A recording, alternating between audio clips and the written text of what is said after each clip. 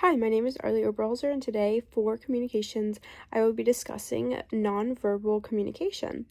Why is nonverbal communication important? Because not everybody can have a voice, literally and physically. Um, Starting off with, we're just going right off the bat, looking at the slides right now in week 7 slides, citating them. Facial displays is a lot of what influences us of reading body language.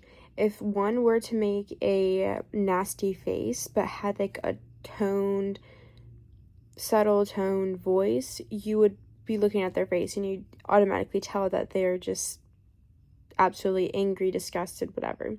You have micro expressions that last 0.5 to 4 seconds on an average, and then you have oculesics, study of eye movement.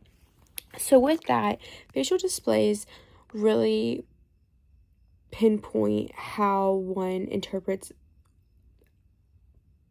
receiving the communication. But also, nonverbal communication helps because it's more credible due to the influence of it in affirmation. It's harder to really learn nonverbal cues, so being able to display that gives you more of a direct meaning of what these nonverbal cues are, and it's more credible than just blatantly saying it. Touch also is a nonverbal communication. We have affectionate, like you're very touchy, you're very lovey. We also have caregiving. If you're caring for someone, that is a nonverbal cue. Ritualization, giving a handshake, fist pump, high five, all of that is ritualistic. And then you have aggressive, where you're punching. That is a nonverbal cue for anger. Like, that is a communication that you were angry, that you feel like powerful and you just need to like let it out.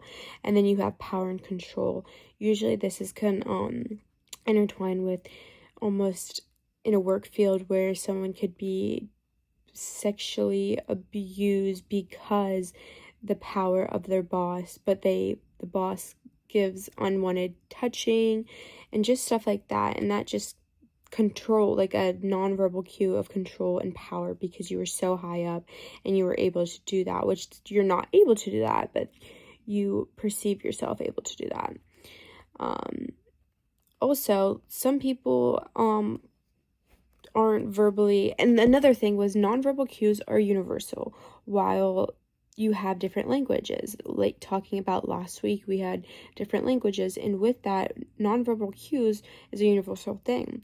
So if you were to give someone a high five in America and a high five in China, mean the same thing, and it wouldn't matter if you spoke the same language or not, because you had the same intentions, and it's universal. You have a fist pump, same universal meaning. So yeah, wrapping it up there, that nonverbal communication is more easy to read throughout the world, is how I'm going to end this. So thank you so much for watching and listening today, and it will be next week.